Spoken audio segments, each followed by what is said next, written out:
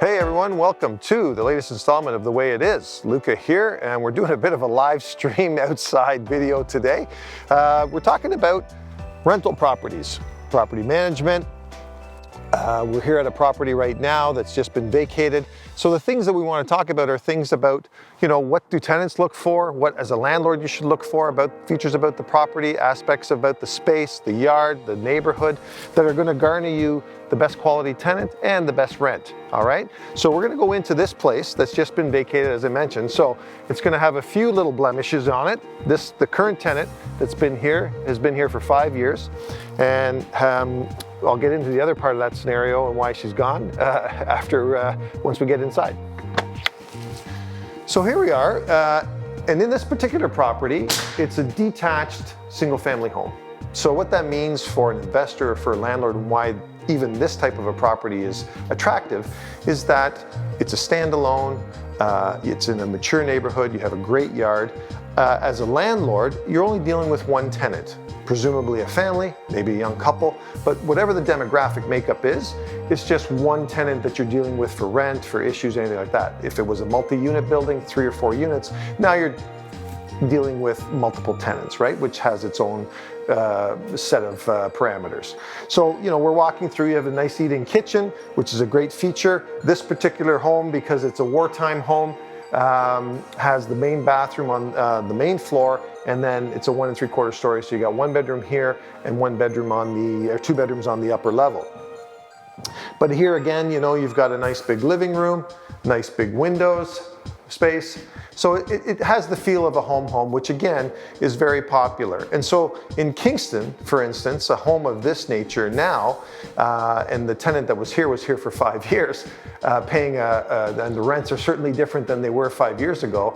So now this home presumably will fetch north of $2,000 a month plus utilities, probably north of $2,300 a month plus utilities for a detached single family home. We can move upstairs, and again, it's got some characteristics of old charm with the hardwood stairs.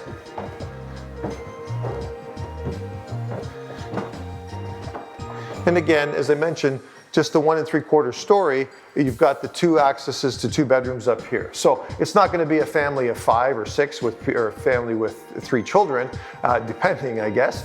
But, young couples just starting out with just trying to save up. This is a home that would suit their needs, right? So getting back to this tenant being here for 5 years, something to think about into the future as a landlord and an investor is, it's great to have a tenant for that long a term and the rent comes in, but now this home needs a coat of paint. There's some blemishes and some touch-ups that need to be done. So this is something that you have to consider as an investor and a landlord, that, yes, it's great to have rent coming in and keep making cash flow, but you have to invest back into your property in order to get, again, that premium rent and that quality tenant.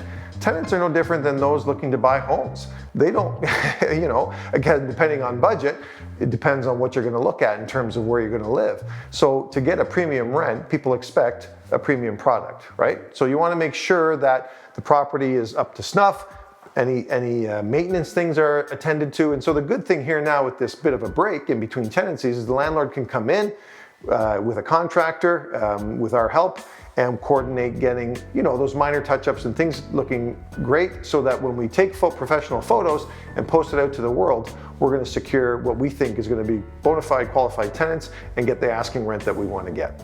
So another thing to consider with a property like this, being a single family home and the rent that you're going to get, and I suggested the potential market rents, is that, again, this type of a property is going to cash flow or going to give you a return a little bit different than, a place that has multi-units, right? So it really all depends on what your goals are for an investment property, what you're trying to accomplish. Is it just getting an asset so that it can appreciate? If it is cash returns on your investment, then a single family home may not be the thing, because truly, after you pay taxes and your insurance and all, you're not paying utilities, but other expenses and the mortgage, there may not be enough cash left over to satisfy your goals, right? So all these things are things that you need to consider, and why you need to have a conversation with us to discuss all the ins and outs of being a landlord, being an investor, and also the property management side of it, because we do offer those services as well, and we can help navigate you through all of the ins and outs of what it really means to be a landlord, an investor, and get ahead in doing so. So thanks for tuning in, and we'll catch you on the next one.